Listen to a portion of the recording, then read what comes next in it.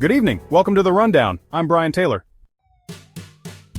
Tonight, we're unpacking a headline that's been stirring conversation across political and economic circles. The proposed Doge Dividend, a potential tax rebate that could put money back in the hands of American taxpayers. But not everyone would qualify, and the economic implications are sparking some heated debate. The idea, floated initially by investment manager James Fishback, who once worked briefly with the Department of Government Efficiency, also known as Doge, came to him, believe it or not, in a dream. He later posted on social media calling for 20% of the department's cost savings to be returned to taxpayers as a kind of dividend, saying, it was their money in the first place. The proposal has since caught the attention of two very familiar names, Elon Musk and President Donald Trump. Both have publicly supported the idea as a way to reward taxpayers. But this is the catch, and it's a big one. Under current suggestions, these so-called Doge dividend payments would only go to Americans who net pay into the tax system. In simple terms, if you receive more in credits or refunds than you pay in taxes, a common scenario for households earning under $40,000, you wouldn't be eligible. According to the Tax Foundation, the bottom half of U.S. earners contribute only about 3% of all federal income taxes. And a Pew Research Center analysis supports this, indicating that most households under that income threshold receive more in benefits than they contribute in taxes.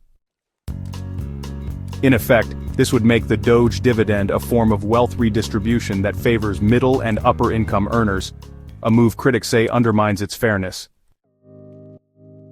And then there's the question of inflation.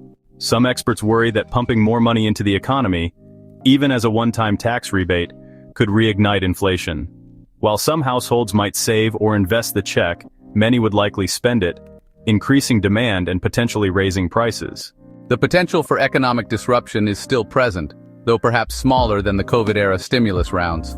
Financial analyst Aaron Razan and Joseph Camberado from National Business Capital share their insights, highlighting the delicate balance policymakers must navigate. Even with the savings from Doge, the government is still spending more than it brings in. Giving out money we don't have doesn't add up. Yet others see political motivation behind the idea.